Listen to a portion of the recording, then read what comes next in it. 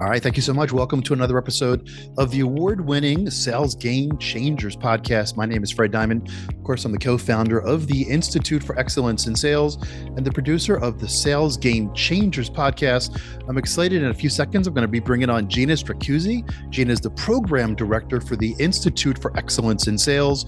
All of our women in sales programs. We run a number of forums, which Gina's going to be talking about here in a second. Gina, I'm excited. We're also going to be having our Women in Sales Leadership Elevation Conference. It's not too early to start talking about that. Nope. That's going to be happening in July in Northern Virginia. We transcribe every Sales Game Changers podcast episode that we do. You can go to salesgamechangerspodcast.com to read the transcriptions and listen to over 680 shows. Today's show, you can go to salesgamechangerspodcast.com/Elyse Archer to read today's transcript. All right. Whenever we do a show focused on women in sales on the Sales Game Changers podcast, it's my honor and pleasure to bring on the program director for the IES Women in Sales program. And once again, one of the 100 most powerful women in sales, according to Demandbase and Women in Sales, Gina Stracuzzi. Gina, it's great to see you. I'm really excited for what you, Elyse, and Amy are going to be talking about.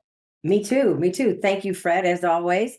Welcome, everyone. And in addition to the conference that's coming up, we have the first forum of 2024 starting on March 1st. So if you're hearing this in advance of March 1st and you're interested in the forum, please reach out to me. So I can't wait to introduce my guests. We have Amy Kniseley and Elyse Archer, and they're going to talk us through some amazing things on really upping your career in sales. So as we always do, I like to invite my guests to tell us a little bit about themselves and how they got started in sales and where they are now. Elyse, do you want to go first? Yeah, absolutely. Thank you so much, Gina and Fred. This is so fun. So I did not anticipate going into sales as a career. I think probably a lot of people can relate to that.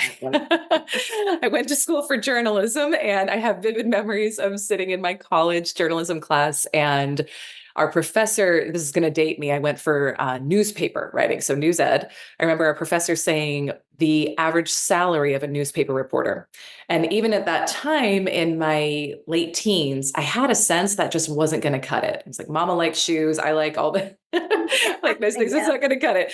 So quickly paved a path into sales, got into corporate media sales. And what I found, and that's why I love the work that you all are doing too. I think it's so important. What I found was that so much of what was taught in the sales space in terms of how to be successful, how to achieve goals, some of it just downright didn't feel ethical or aligned. And a lot of it for me as a woman also didn't feel right. So hard closing, pushing, hustling, grinding 24 hours a day to try to achieve goals. And I found myself in my late 20s, top of the leaderboard in sales, but struggling inside with anxiety, panic attacks, and eating disorder, and just thinking there's got to be a different way to achieve success. So went on a journey.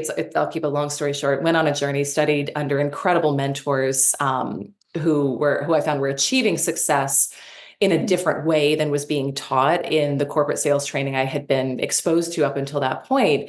And it was so impactful, I decided to go out and start coaching and training others to try to support others in achieving big results in sales, but doing it without the hustle and grind and burnout, and also being able to do it from a place of ethics and integrity as well. And so my company, we actually have two different brands, She Sells and Superhuman Selling. And we support sales professionals and entrepreneurs in quantum leaping their results, but again, without hustle, overwhelm, or burnout. That's awesome. That's awesome. Yeah. All right. Well, thank you. Amy, how about you? Yeah, thank you so much for having me. And Elyse, that was fantastic, as always. Amy Kniseley, and I head up business development at Highland Capital Brokerage right now for the broker-dealer and the investment advisory side. I have been in financial services for 20 years. A little bit unlike Elyse, I actually thought I was going to be in sales. I grew up, my parents owned an insurance agency in a small town in Wisconsin. I grew up on a pig farm too. So kind of an interesting, background, right? But I share that because that really catapulted the journey into just through osmosis being around a sales environment being around community, being around, my mom was always a big impact person in our community to like open the door. Do you want to use a fax machine? Like she just took so much pride in helping in all sorts of different ways besides just facilitating protection and risk management for people. And so, it wasn't intentional that I got into financial services. It just, I kind of fell back into it after I graduated college, moved up to the Twin Cities, spent some time at some, corporate, quickly went out of corporate by my choice into more of an independent state. And then, all sorts of business lines. Like I said, it's been 20 years. So at this point, I am overly passionate about women in our industry. There's trillions of dollars are going to switch hands, and women are going to be at the helm of that, making decisions. I'm passionate about diversity in our industry. We need more of it, and it's so important. I am a mom of four, and I do a lot of charitable stuff, and I use the financial services side to quarterback, whether it's education, money raising, and all the things. So I'm really excited to share some of that today. Great. That's wonderful. Well, Elyse, let's go back to you for a minute, because you spoke a little bit about the quantum leaps that you like to coach people on, and particularly salespeople. So tell us a little bit about what a quantum leap is in your estimation, and how you've used it, or them, I should say, I guess, to grow your career in sales. Oh my gosh, absolutely. And I'll say this too, for anyone who feels stuck or frustrated, where you feel like you keep getting the same level of sales results no matter what. Before I talk about this, I feel you, because that was my experience for a very long time in sales. So when I talk about quantum leaps, and I'll share a bit of my own backstory and how it's contributed to what I believe in and teach now in our methodology, I found myself first in sales, and then later as an entrepreneur, where we have unlimited earnings potential, right? We all do. But no matter what I did, I kept earning the same amount of money, and it would always be within about 5%, give or take, every single year. And again, people can just listen and maybe relate to that. Like, I think a lot of people can relate to feeling stuck, or feeling like I'm working so hard, but no matter what I do, I can't break past a certain threshold.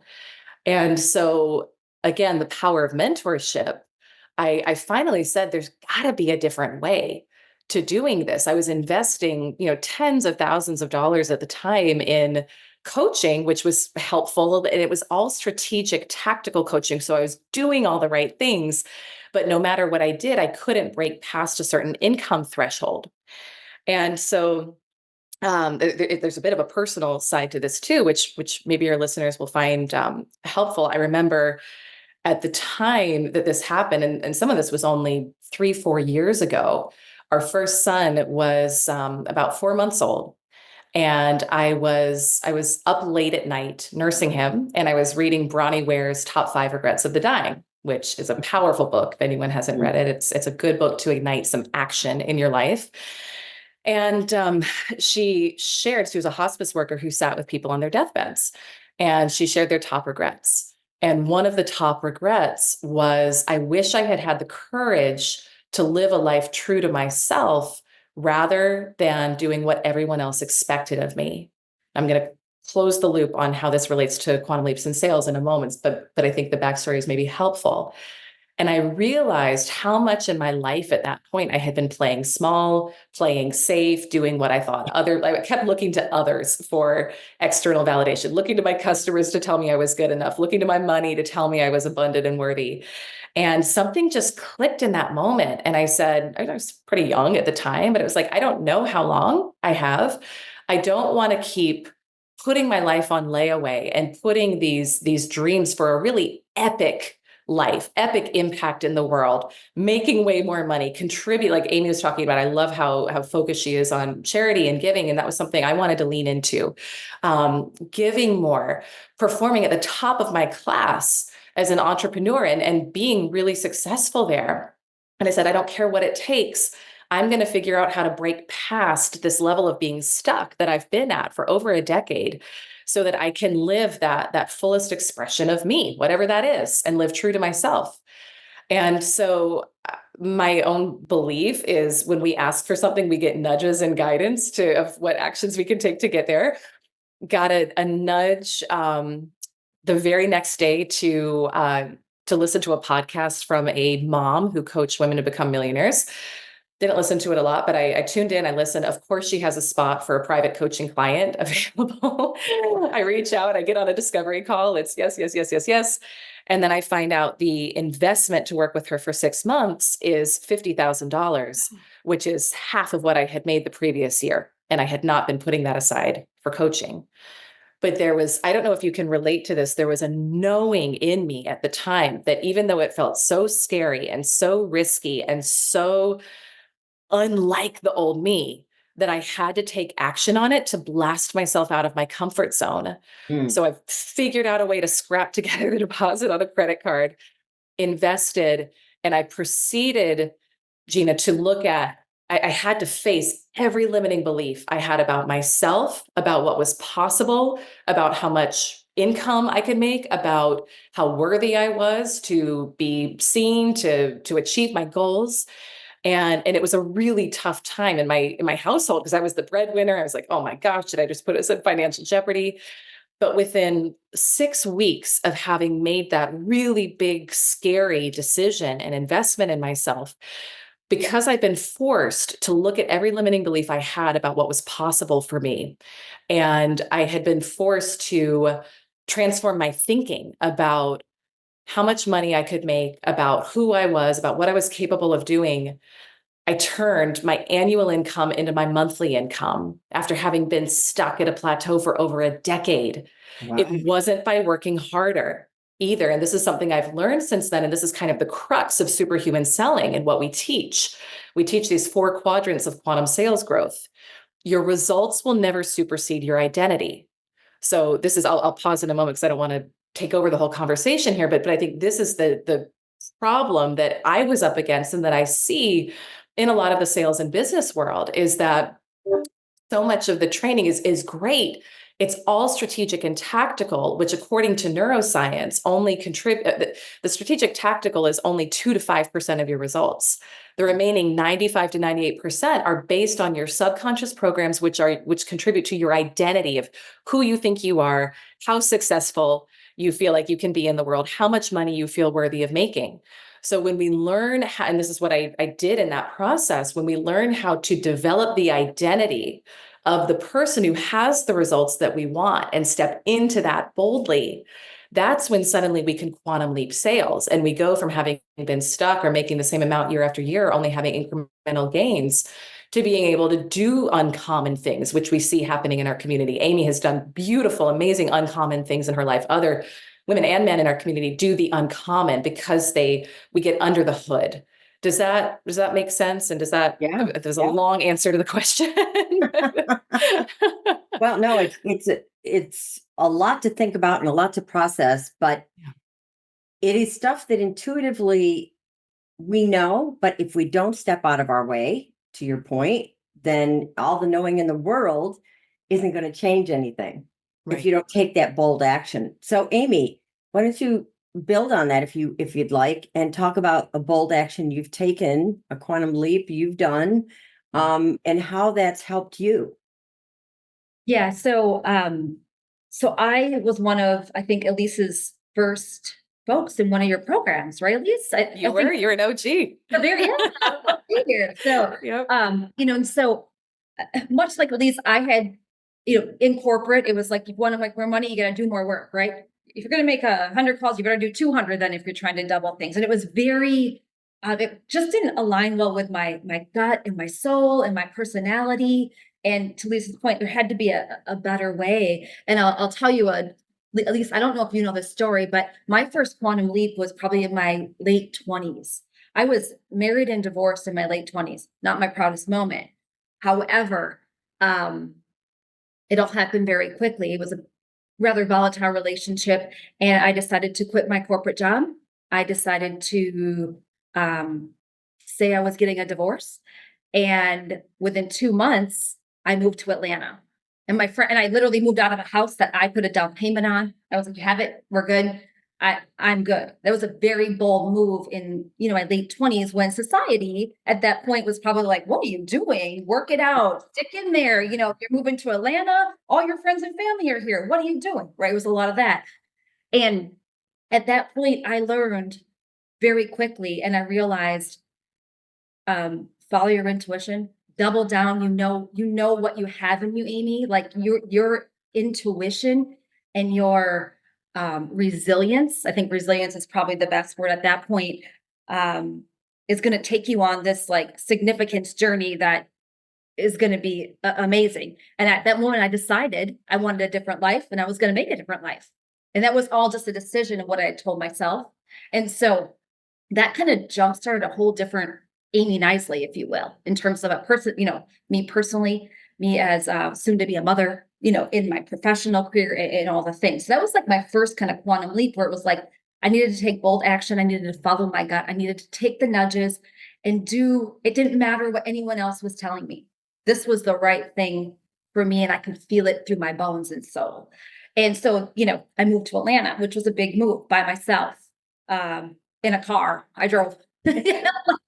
And, story goes on where I have various other quantum leaps, but I was thinking about this. It's like, sometimes a quantum leap, we can see it, like you can see a title change. You see it in your paycheck. You see it, you write a check to hire a coach. Like those are things that you can see.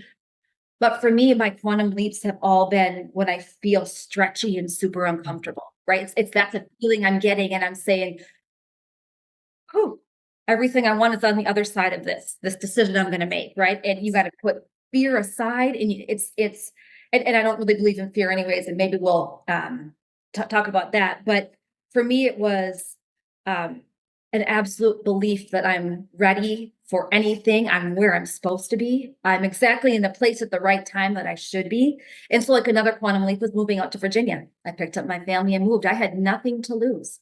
I only had to what was the worst case scenario? So I share that because sometimes you have to take very bold moves. And every time I've done that, there's been a significant up level. And sometimes it's not even an up level of money. It's me as a human. It's me as who I'm meeting. It's all the things made me, which has been really fun and cool. Does that answer? Absolutely, of course.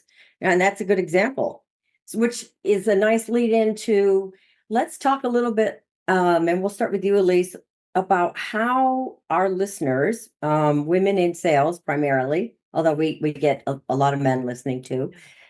So really how people in sales can use this idea of a quantum leap to really improve their sales.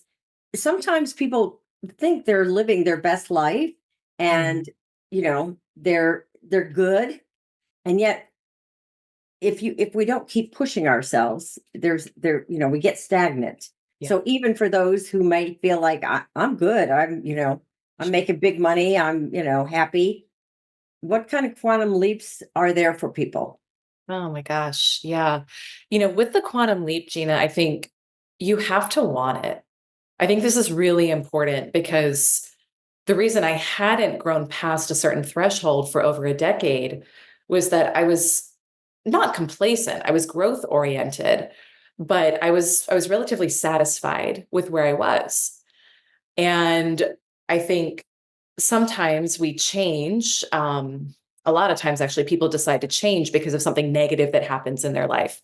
There's a layoff, there's a diagnosis, and that prompts us to actually finally look at ourselves and see, who have I been being? What have I been settling for less than in my life, whether it's financially, career fulfillment, time with my kids at home versus how much I'm putting in at work.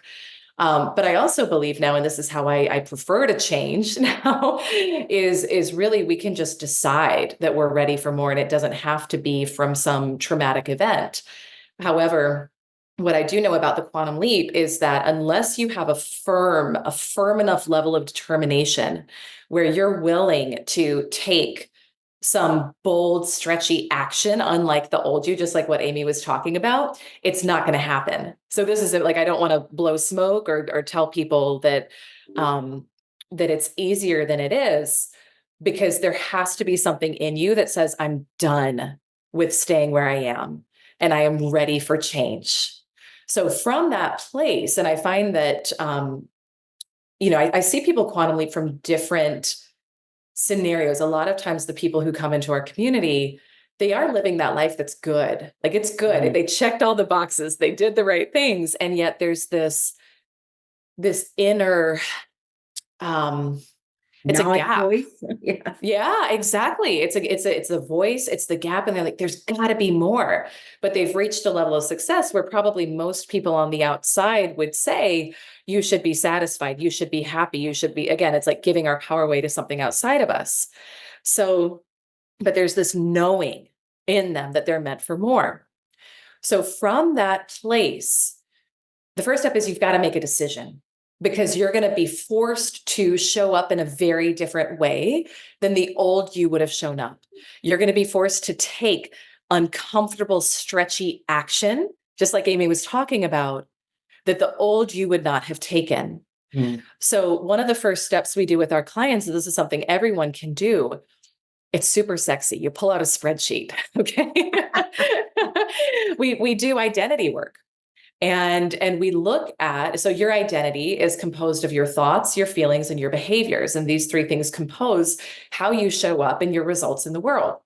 Now, a lot of people think that's hardwired in us. And research shows that for most people by the age of 35, your personality is a hardwired set of programs and just conditioned responses. However, again, according to neuroscience, we can change that. And that's what's so powerful and beautiful, but there has to be a firm intention that you're going to change. So what you look at is, what are the results that I really want? One of my favorite questions, if there were no consequences or limitations, what would be happening in my life right now? So you write it down. What would my career look like? Would I be getting a promotion? How much money would I be making? What would my team look like? What's my family life like? What's our lifestyle? What's our house? All of that. And you write it down. And then you want to look at, well, who has that life? And what are her or his thoughts, feelings, and actions that person would be doing every single day in order to have those results? Because in life, we don't get what we want, we get what we are. So we want to get clear on what are those thoughts, feelings, and actions. And then, so I put that on one side of the spreadsheet. That's the new personality. All right. And then, without any judgment, but with a lot of conscious awareness, we want to look at, well, where am I not showing up in that way right now?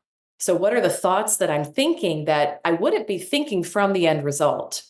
Whether it's, I'm not worthy, I'm scared this deal isn't going to close, I don't feel confident leading my team, right? Just think about all the limiting beliefs that show up in our head day to day. What are the feelings that I'm feeling every day that aren't in alignment with the results I want? Lack, anxiety, doubt. And then what are the actions I'm taking that, if I'm being honest with myself, the person at the end result wouldn't be doing? Holding back, not going for it, not trusting their intuition, like Amy talked about, not making that bold move. And then your job, and this is why you have to want it bad enough, because you're going to feel massively uncomfortable, is if you're really committed to having that different result, you get to start showing up as that person every single day, and decision making from the end. So from the end result of this goal accomplished, what choice would I make in this scenario? What thought would I be thinking? How would I show up? So this is a process called metacognition, where we start actually thinking about what we've been thinking about, and we're able to analyze and create a different behavior and a different path than what the old version of us would have done. And you do that consistently enough and with enough intention, and you will start to get very different results. You will quantum leap. It's not a matter of if, but when. It will happen. And there's more to it than that, but I think that's a great first step that your listeners could take. Wonderful. Wonderful. Well, Amy, let's thinking about that. And, one of the questions we always ask our guests on the Women in Sales show is, challenges that women in sales face. And Amy, you're, a card carrying salesperson. And you've spoken about some of the challenges you've had and how you've overcome them. So using some of Elyse's thinking, how do you use that to overcome the challenges you have? Yeah, that's a good question. There's probably I could list various challenges, but if I'm going to relate it directly back to Elyse, it's um, I think women in general struggle with like biases or limiting beliefs in their roles. Maybe they don't feel like they're qualified as much as a man. If a position opens, it's like, well, I only have 60% of these qualifications and not Yeah. 100. And I'm not going to apply, right?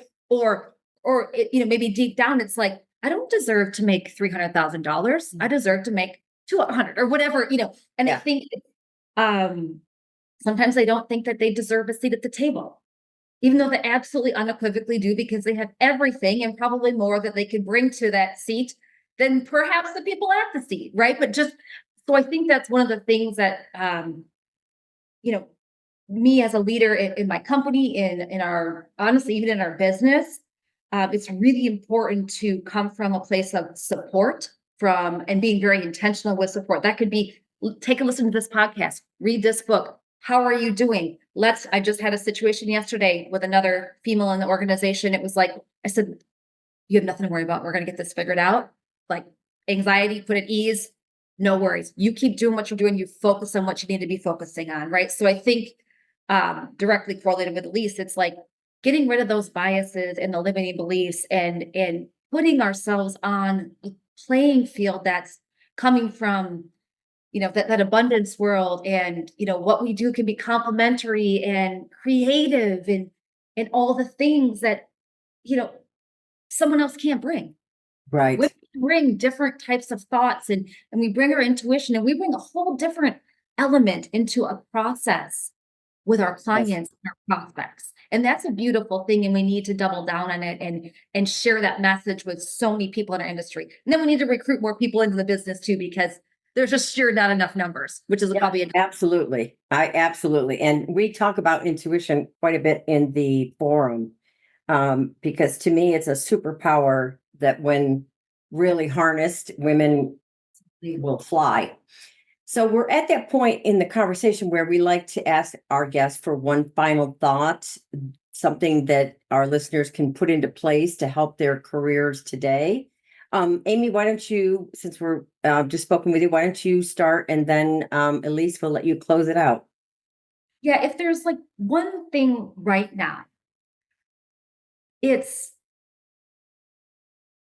and this is very actionable, reach out to another woman in your organization, in your network, in your sphere, and offer support. Send them a podcast. Hey, you know what I read this, I thought about you. Hey, you know what? I'm in a group, just share and really be intentional on the communication with other women, encouragement, uplifting, all the things, because that's something we can do today. And we need to value the women in our business. And I think that's one way we can do it very quickly and very intentional. And in the meantime, create even just stronger relationships and connections. Yes, great advice. Thank you. Elyse? Oh my gosh, I love this. Yeah, Amy, that was so good. That's I was going to say something similar, something. I'll say something else. I think it's easy to listen to a podcast like this and see something in someone else and say, oh, well, like, gosh, there's something that resonates. Like, I would love for that to happen for me, but I can't do it because of this, or I can't have a quantum leap because of that. Here's something that's true. You spot it, you got it. So anything that you see, whether it's listening to Fred or Gina or today, Amy or me, something that resonates in you where you're like, oh, I'd love to do that. The only reason that resonates is because you actually have the ability to do that as well. So instead of making a list of reasons why you can't in your head, why don't you make a list of reasons why you can? And quit going from worst case scenario to best case scenario, because you have to be your own best advocate, not just in sales, but in life, in all areas of life. And start and actually make a list of reasons why it's possible for you. And then you start moving forward confidently in that direction. Because again, your customers, your money, your job opportunities, they're just going to mirror to you how you're feeling and thinking about you. So you'll see things start to shift, but it has to start with you validating you first. Great advice, both of you. Thank you so much. Thank you. Thank you. for And having I'm us. sure you're going to enjoy this episode very much, or you did, since this will be the end of it. Thank you very much for listening, and we will see you next time.